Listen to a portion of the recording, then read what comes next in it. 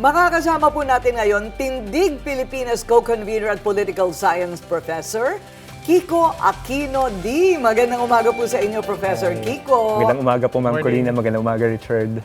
Welcome to Memo. Maaga po talaga siguro kayo gumigising kasi teacher ka eh. Sakto naman po, 8:30 yung klase ko. So siguro 1 hour lang ng You yung don't have to pag-adjust ko ng prepare oras. because it's already in your head. The previous night po ako nagpe-prepare. The previous Oo. night. Okay. So, okay, unahin natin yung mga kasong isinampalaban kay na Senador Padilla at Cayetano para sa hindi mga nakakasubaybay. Bakit sinasabi po ninyo na seryoso itong usapin at hindi lang simpleng political disagreement? Well, I think yung hugot ko po yung May 13, especially, no? So nagkaputukan sa Senado, first time sa history natin. And initially, akala ko yung reaction dun is, okay, come together, national unity. Kasi ganong kalalang pangyayari sa Senado, di ba? Pero habang lumitaw yung ibang detalye na tumakas si Senator Bato, yung unang nagpaputok ay si Sergeant at Arms Aplaska, or former Sergeant at Arms Aplaska.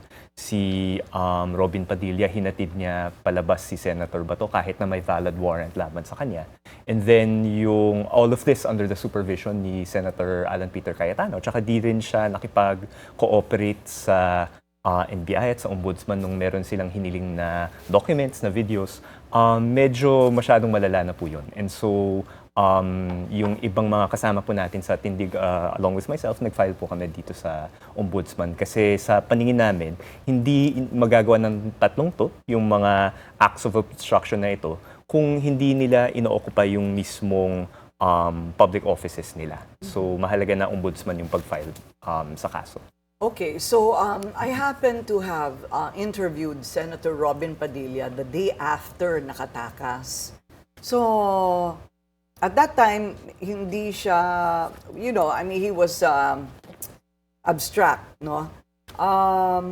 Pero sabi nga naman niya, ang tanong, Corina, illegal ba yung ginawa na pag-alis sa Senado? Because we are of the position that at that time, pending the decision of the Supreme Court on the bigger law, on whether the ICC has jurisdiction over Filipinos, even during the commission of the crime, habang wala pang desisyon ng Korte Suprema, pati doon sa TRO, he is free to go wherever he wants. But then, ito yung inconsistency.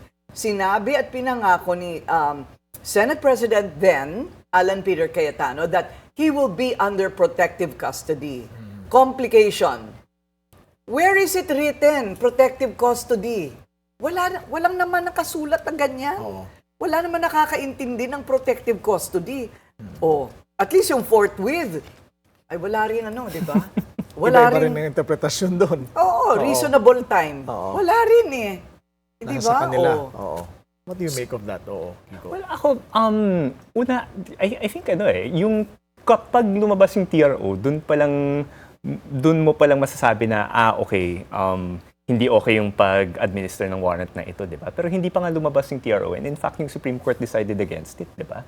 In fact, medyo nabuhayan ako ng loob ng konti nung binasa ko yung concurring opinion ni Justice Kagiwa na medyo umikot siya online, di ba? Na parang, again, it sets into perspective na hindi lang basta-bastang kaso ito, pero libo-libo yung napatay nung panahon ni Rodrigo Duterte. Parang undisputed yan, marami yung napatay noon. And yung tanong lang is paano natin pananagutin yung mga nasa likod nito at paano natin bubuklat yung katotohanan tungkol dito, di ba? And yung justice process dito sa ICC na sinalihan natin, kusa nating sinalihan noong 2011, and kahit na umalis tayo noong 2018, sinabi ng mismong Korte Suprema na makikilahok pa rin tayo for crimes that were committed during that time, di ba? So ako, yung warrant ay valid, wala pa namang TRO noon, and in fact, yung Supreme Court, nagpasya sila na hindi mag-issue ng TRO. Talagang irregular yung ginawa ni Senator Robin na pagtulong kay Senator Bato to evade yung administration ng isang warrant na lehitimo naman. Okay. But, the warrant was in their minds legitimate, pero ang desisyon ng Korte Suprema, hindi pwede. So, does that weaken your case? So yung decision ng Korte Suprema Ng Korte ay- Suprema na yung the TRO on the, di ba the TRO on the arrest Oo. of Bato de la Rosa? Well, yun nga po. So, wala pang TRO, no? So, I think that means that presumed normal regular yung ginagawa ng gobyerno sa pag-arrest kay Senator Bato, kung di nagkakamali. And therefore, yes. yung ginawa ni, Because yung ginawa, they decided against it. Right, right. So Oo, they they concurred decided na against they it. concurred not to Oo. issue yung TRO, no? So yung ginawang pag-aresto kay Senator Bato, regular 'yun. And Yes. therefore yung pag-protect sa kanya, that's obstruction of justice. And legit. But, hindi alam yan ni Senate President Alan Peter Cayetano at saka ni Robin Padilla at the time that they were protecting him. Oo, sabi niya, free Paano to yun? go daw siya, walang pumipigil sa kanya. Again, ang intindi ko, kung merong effort to arrest in the absence of a TRO, presume regular siya, di ba? So kahit na hindi pa lumabas yung decision ng Korte Suprema, hanggat wala pang TRO at that point, you should be cooperating dun sa effort to arrest. Parang there is a presumption of regularity there. Given the actions of Senator Bato, Kiko, tingin mo ba ay susuko siya eventually kung sakaling mag-rule ang Supreme Court dun sa main issue na valid yung arrest warrant laban sa kanya? Hindi ko masasabi kasi hindi ko naman wala akong access sa thought process ni Senator Bato. Ang masasabi ko lang is tingin ko kung mamamayan ka ng Pilipinas at lalo na kung senador ka ngayon at dati kang chief of police na ikaw yung taga-administer ng mga batas na to, kailangan mong sumunod dito sa mga batas ngayon, di ba? At parte ng mga batas natin, yung crimes against humanity, no? So ako, I think, hindi ko masyadong maintindihan yung moral reasoning ni Senator Bato na hindi siya nag-cooperate sa pag-aresto sa kanya noon. Nung panahon niya, parang he administered many arrests, no? So bakit ngayong wala na siya dun sa ganung posisyon ay biglang pinipili niyang iba yung Ayaw pa rin niya magpakita. Exactly, Yeah. exactly. Oo, nagdesisyon na yung Korte Suprema. And remember, nag-promise si Senator Alan Peter Cayetano, as long as the Supreme Court comes out with its decision, kami mismo ang magsusuko sa kanya. Pero ang kanilang drama ngayon, hindi nila alam kung nasaan siya. So I should clarify lang po na yung Supreme Court decision was against yung pag-issue ng TRO. Yes. Pero yung broader question ay pending pa rin. So pilit kong iniintindi, I guess yun yung pinagagalingan ni Senator Alan na okay, parang yun pa yung inaantay nila. Pero ang position ko nga po ay in the absence of a TRO, dapat magko-cooperate na. Ano naman ang masasabi mo, Kiko, dun sa mga nagsasabi na ginagamit lang itong process sa ICC para habulin yung mga political opponents ng administrasyon? Again, hindi ko alam yung thought process ng Marcos administration at ayoko na rin siyang intindihin masyado dahil talagang in general negative yung output ng thought process na yun. Pero ang sa akin, malinaw na may mga napatay nung panahon ni President Duterte at kailangan managot yung mga nasa likod nun. No? So, yung political circumstances behind it, wala yan sa control natin. Pero ang nasa control natin is kung mas malapit, mas naabutan natin yung katarungan para sa mga biktima ng drug war, ay kailangan natin suportahan yung ganitong proseso. Alam mo kagabi, meron kaming pinapanood. So, kaya napupuyat eh. Kasi hindi ba, sa executive session, kagabi, pinapanood namin, Shelo Magno was of the opinion that kung itong mga supporters ni Pangulong Duterte say that because of the killings ay nagkaroon ng kapayapaan sa Pilipinas, edi kailangan kayo ay tumistigo na talagang mamamatay tao siya. Parang ganon. Parang ganon.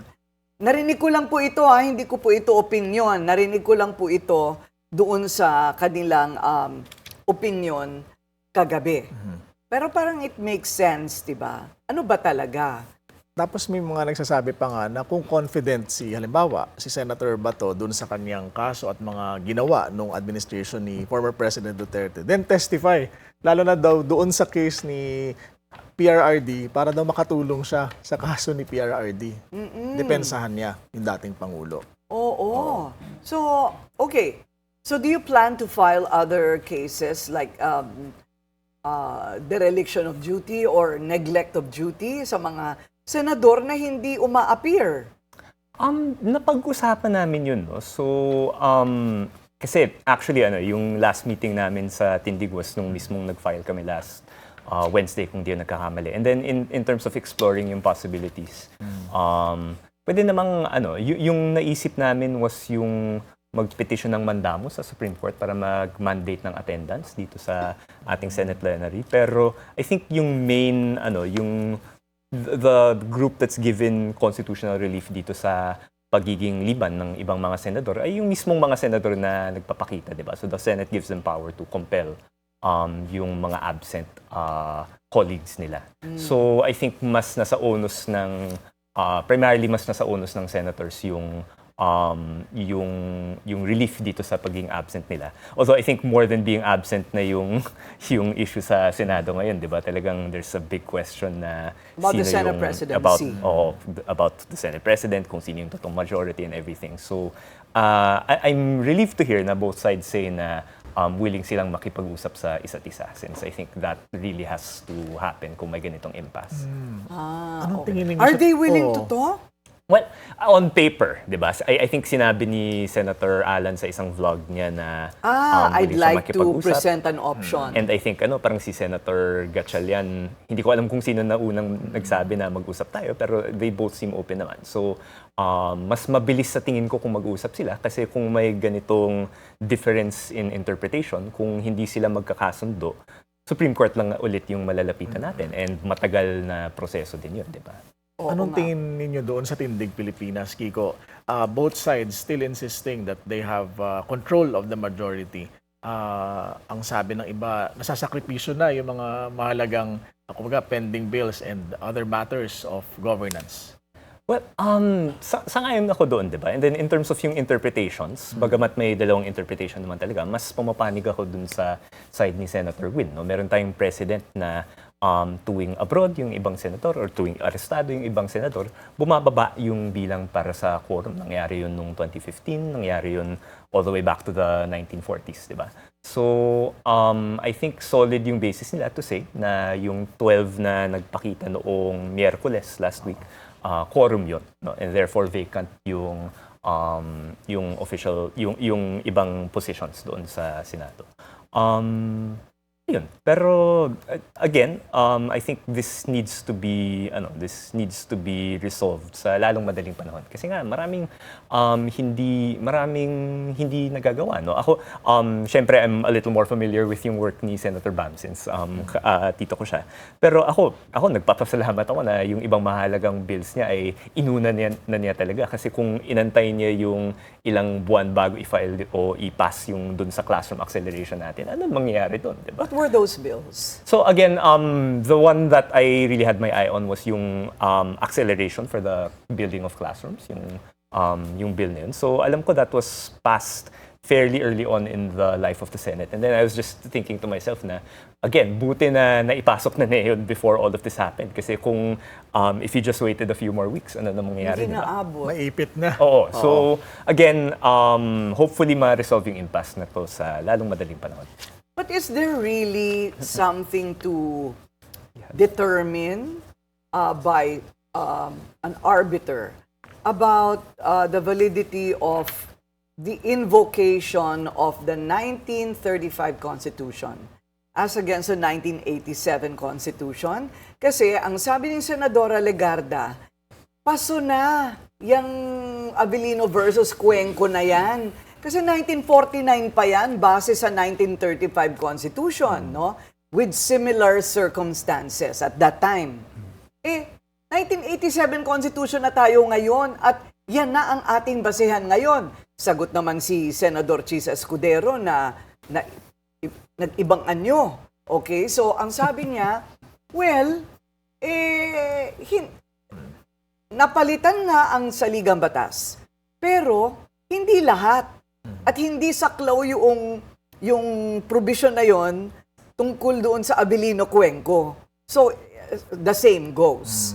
Kumbaga, hindi napalitan yon, yun pa rin ang kalalabasan dapat ng desisyon na yan. Yeah, so yung intindi ko ay ginamit pa rin yung jurisprudence na yun under the 87 Constitution. So again, actually, I think ABS-CBN natin yung nag-post na may video sila noong 2015 na si Senate President Drilon declared the presence of quorum na 12 lang sila kasi nga may mga abroad nun. May mga labas sa compelling power, I forget the exact term, pero labas sa power to compel ng Senado to attend. So, bagamat under the 35 Constitution yung Avellino case, it was used again under the 87 Constitution. No? So ako tingin ko sound yung ginawa ng Gatchalian Block, pero tama naman, nasa karapatan naman ng side ni Senator Cayetano to appeal the case to the Supreme Court. But again, dahil matagal yun, sana mag-usap na lang sila para makamag-move on din tayo.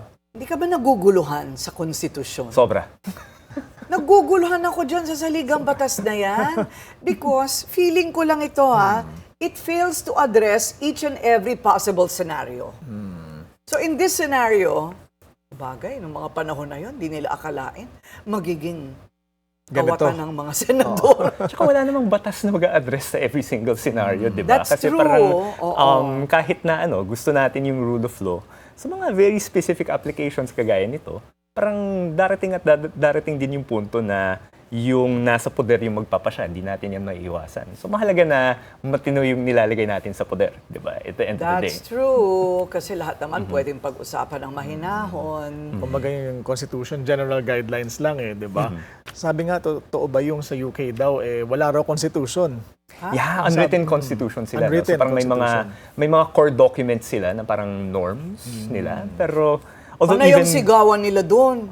totoo. Actually matagal nang before us parang malakas na yung sigawan dun sa UK. So Ay, hindi kanya-kanya. pwede doon si Senador Pia and kay Si Senator Robin din mahihirapan. Ayaw Parang ni Senador Robin dyan. Madali silang ma-offend doon. Ayaw nilang sinisigawan sila. Buti na lang wala na si Senador Miriam. Hindi ba? Baka si HR si Senator Miriam. Baka principal's office si Senador. Pero teka muna. So, don't you think all these complications is because all roads lead to the impeachment trial impeachment trial of Sara Duterte? Impeachment or acquittal? well, again, I think very hard to believe na accident yung timing na yung unang regodon na nagluklok kay Senator Cayetano. Nangyari siya nung inakyat yung impeachment from the House of Representatives. No? So, I think it's very reasonable to think na merong and it's interesting, 'di ba? Kasi nangyari na rin to last year, 'di ba? Parang hindi pinalitan yung liderato pero nagkaroon din ng pagmamaniobra sa Senate majority under former Senate President Chis Escudero naman nung paakyat na yung impeachment kay Sara Duterte. So parang mukhang all of these people are moving heaven and earth para lang hindi matalakay yung impeachment or kung matalakay man, hawak nila yung agenda pag natalakay siya. So, again, suspicions to, pero I think it's a reasonable suspicion. Di ba Corina may nagsasabi na the easiest way to address this leadership struggle is for somebody or some from the Cayetano block lumipat sa Gatchalian block. Hindi ka ba natatakot, Kiko, kapag nangyari yun, may kapalit involved? Ako, I think that's Deal very or possible. no deal? Ako, kaya hindi po ako politiko dahil yung mga mahihirap na tanong na yan ay talagang, hindi ko rin madali ang masasagot, no? So, are there, kung meron bang quid pro quo or hindi, I would hope not, no? So, yung sinasabi agree ako sa sinabi ni Prof. Winnie Monsod earlier on na kung totoo yung, dapat imbestigahan yung kinlaim ni Senator Jinggoy na nagkaroon ng alokan ng pera to jump from one Inoffer faction to daw another. siya eh. Diba? So I think that should be investigated, di ba? Kung talagang nangyari yun. Pero ayun unfortunately. Actually po, funny na binanggit niyo po yung Pokemon sa Senate kasi yung kapatid ko, mahilig din kami sa Pokemon. Pero pinag-uusapan namin Panahon na... mo yun eh. Oo nga eh. Tsaka gotta catch them all, di ba talaga, di ba? Kasi lahat ng mga, lahat ng napakarami doon sa kasalukuyang majority, may kanya-kanyang kaso, di ba? Si Ginoong Kiko, Pokemon. Ako Monopoly pa ako eh. Kasi hindi Get naman po yung out of Monopoly. jail card. At nabibili. Alam mo, palagay ko, Actually. kasi ano ito the senators are of the generation of monopoly. Merong get out of jail card, you only have to pay. Pero at least pag jail, do not pass go, di ba? Hindi ka, Sa bagay, wala ka oo. nang makukuhang pera doon. Pero, ayun po, it's very hard to believe in the integrity, I think, of the current majority. So, it's definitely within the realm of possibility na nagkakaroon ng ganong mga deals at dapat investigahan siya kung meron man.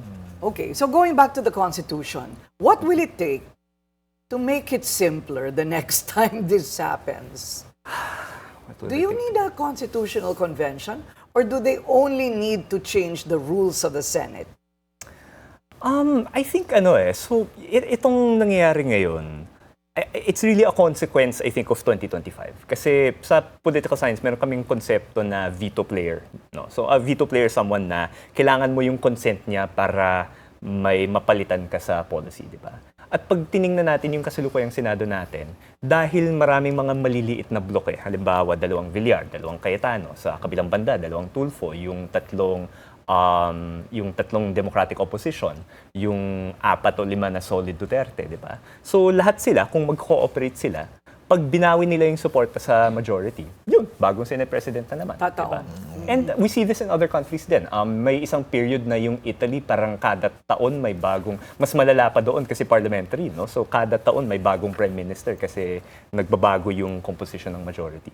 So I think it's a consequence dito sa nangyari noong 2025 na I think malinaw sa lahat na hindi sila natuwa sa Marcos administration, and then yung ibang mga kababayan natin sinuportahan nila yung Duterte bloc, yung iba naman sinuportahan nila yung Democratic Opposition, and therefore may ganitong gridlock sa Senado. So I think yung real solution, you can only legislate so much, no? So I don't think may provision kang malalagay sa Constitution that can prevent this kind of situation kung ganito yung hinalal nating Senado. So yung mahalaga, kailangang magpakitang gilas yung isang grupo para dumami sila sa Senado para mas stable yung magiging Senado natin. And I would hope that's the side of the Democratic Opposition. It's who you vote for. Ngayon pala mag-isip na tayo. Pero hindi naman natin inakala na yung iba dong mga binoto natin ay magkakaganyan. Ako rin naman, di ba? Which leads me to my next question. Okay, wheeling-dealing among the senators, sabi nga ni Senator Frank Drilon, Corina, nangyayari talaga yan. I mean, real talk, there really are negotiations to change the Senate President or magtawiran sila ng magtawiran, which is totally legitimate. It's legal. So, pero yung mga basihan ng mga deal at yung mga palitan ng senador at saka lipatan presumes in law that it has something to do with policy and lawmaking. Ito ngayon, the basis seems to be the impeachment and also involving crimes against humanity. So hindi kaya pwedeng magkaroon ng regulasyon sa mga probisyon ng mga lipatan na yan that if the basis is suspected. Sabi nga nila, suspecha pa lang, ebidensya na. So we can discipline the behavior of the senators? Di ba nagkaroon na ng bill against political turncoatism? Pero sa political parties yun I don't know kung involved Alignments. yung pagboto sa... And in a way, I'm not sure kung... Pwede siyang pag-aralan, pero I'm not sure kung okay na gumawa ng bill na nagsasabi na ganito ka dapat bumoto sa Senate majority, di ba? Parang medyo constraining yan sa political rights I mean, din who's to naman. say, right? And how can you prove But I it? guess yung difference nga is, alala ko nga nung start ng Pinoy administration, may matindi yung negotiations dun sa Senate presidency din, di ba? Nung panahong yun, it was, I think, si Senator Kiko Pangilinan against si Senator Manny Villar na both of them were vying for the Senate presidency, not enough votes on either side. Tapos naging compromise candidate si Senator Enrile, di ba? And syempre may ambition dyan, may self-interest dyan, in addition to wanting to do what's good for the country. Pero I think nung panahong yun, merong agreement na okay, parang may hangganan yung ambition ko. Whether that ambition is for myself or for yung fellow Filipino ko, may hangganan yun. Kung aabot na tayo sa punto na magkakaroon na mahihiya na yung Senado basically, stop na muna. Kaya I think kaya nagka-compromise kay Enrile noon, di ba? Ngayon parang walang hangganan eh. Walang hangganan, Kiko, I think, because it is about their being in jail or not. Hindi ba dati kasi it's about ambition. Of course, you have to have ambition. Pero ngayon, kaya sila sobrang hardline. It's the impeachment or acquittal of a possible president who can send them to jail or keep them out of jail. Di ba ganun ang nangyayari ngayon eh. Kaya hardline silang lahat. Sabi nga nila, lang nila ha, I think this is factual, that the composition of the new minority are senators with cases hanging over their head. Yeah. And kaya again, kaya mahalaga yung elections, di ba? Parang elections of consequences. And nakakalungkot man isipin. And yung nakakainis nga is, while parang hindi maganda yung nangyari sa election, I don't necessarily blame the voter din eh. Kasi itong mga usual suspects natin, sina Senator Jinggoy, Senator Bong Revilla, sinipa na yun ng taong bayan dati eh. Nung 2019, from the number 1 senator, naging number 12 si Bong Revilla, no? Parang 4 million people changed their minds about him dahil sa Did they really change their minds? Or is there something about that Miro machine? Hindi pa natin din natatalakay yan. Well, you can look it up din naman. Pero I'd like to think na ang nangyari ay si Senator Jinggoy was kicked out kasi parang napahiya siya because of the corruption ng PDAF, di ba? Bumaba yung boto ni Bong Revilla. Si Senator Enrile also sought re-election for the first time. I think natalo siya, di ba? And I think that's clearly, to me, it's clear because nahuli silang nangungurakot, di ba? Si Jinggoy, sinalba lang siya ng Duterte administration kasi sinama sa administration slate. Noong 2022, ganun din si Jinggoy, di ba? Sinama siya sa Uniteam slate na isalba ng Duterte-Marcos administration at the time. And we're suffering them now, di ba? So in a way, parang sinusuka na nga sila ng taong bayan, pilit tayong pilit silang sinusubo sa atin, di ba? Nahalal pa rin kahit na nakulong na. Pero ito, Willard, inakala mo ba na si Senadora Loren lilipat? Ay, hindi na ako nagugulat eh. Ha? Pag kay Senator Loren, hindi na ako nagugulat. Kasi, given her history. Because ganon. Oo. Pero, well, she was a former colleague. I didn't expect that, no? But I also understand why she did it. Well, first of all, ang lumipat ay hindi illegal. Walang kaso si Senadora Legarda mismo. Kaya ang sa akin, who is to say that your senator, yung binoto mo, ay magbabago? So this is my conclusion. Kailangan palitan ng batas to make it foolproof. Nanggaling naman yan sa mga flood control projects. Hindi ba? Bakit pwedeng makialam ang congressman? Bakit pwedeng makialam at sumausaw ang senador? I mean, that temptation should be eradicated from the law. Dapat i-confine sila strictly sa lawmaking, paggawa ng batas. Hindi na ipagbibigay din ng mga ayuda. Correct. Nang pipilahan sila ng mga tao para sa guarantee letter sa ospital. But I think talagang hindi nila pinapalitan ng batas. Precisely, meron silang pangampat niya. Nakikinabang sila. Oo dun sa patronage politics. Diyan ang simula nun eh. Kaya nako-corrupt sila. Because you present the temptation, it's so easy. Kaya ang yayaman nila ngayon. Hindi ba? Ewan ko, malalim ito, Kiko. Actually, napaisip ko kasi naalala ko nung PDAF nung panahon ni Pinoy. Interestingly, I think everyone agrees. Siya yung huling tao sa administrasyon niya he was the last one to change his mind. Kasi for the longest time, I think for the longest time, ayaw niyang tanggalin yung pork barrel. At yung hugot niya nung panahon na kongresista siya, nung 2nd District of Tarlac, at lalo na nung nasa majority siya at nakakatanggap pa rin siya ng pork barrel, marami siyang nagawa para sa distrito niya, di ba? And yun, even though parang anti-corruption advocates were constant about getting rid of pork barrel, he's the last one to say na, okay, fine, kailangan tanggalin na dahil nga nagsilabas yung maraming tao nung Million People March nung 2013. So ako parang, on the one hand, I think it's easy and baka maybe it is in fact the right decision na tanggalin sa mga legislator natin yung ganong discretion. Oo. Pero medyo nakakapanghinayang din kasi kung matino yung hinahalal natin, marami silang mabuting magagawa sa pork barrel na yan, di ba? Parang we need yung ideally, yung representative halimbawa ng First District of Bulacan or whatever, parang siya yung pinaka nakakaalam dun sa problema doon, di ba? And therefore, kung matino siyang tao, mas mabilis niyang mapupondahan yung mga proyekto na kailangan, di ba? So again, I think we can talk about yung ban sa pork barrel, baka it's high time.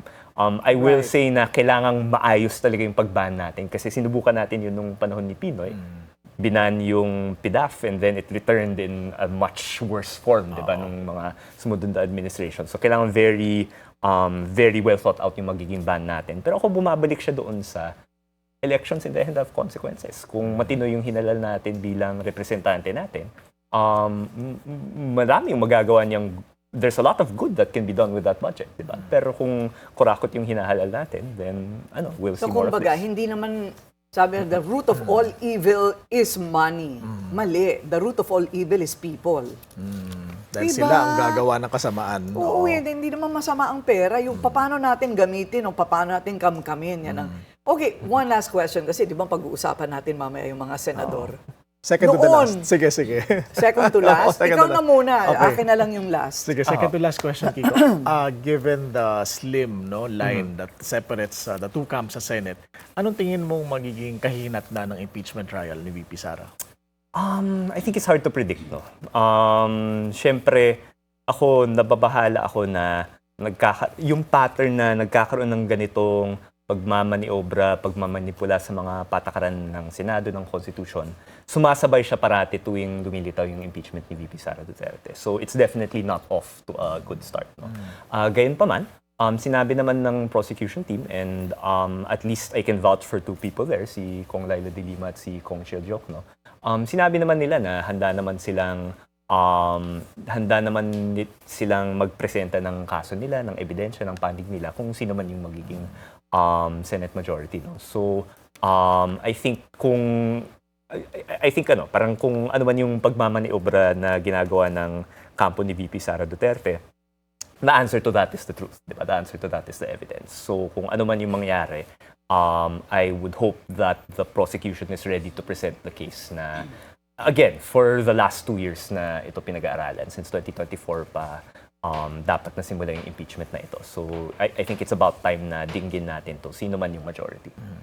Okay, last question, because a little later we will be talking about the senators of before and the senators of today.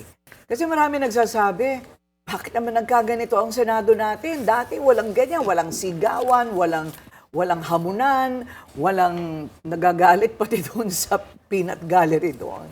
So, but, you know, kids like you, sorry for calling you a kid, you're a professor, sorry po. Lecture lang po.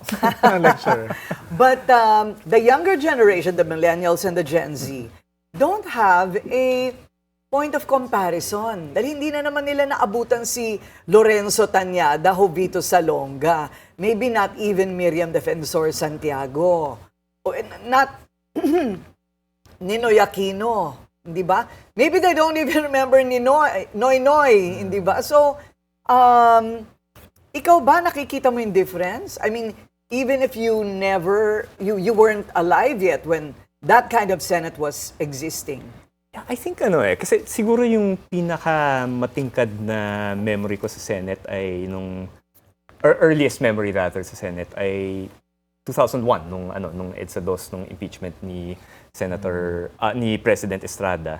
And parang there was strong declamation. Si Senator Miriam was a strong character there.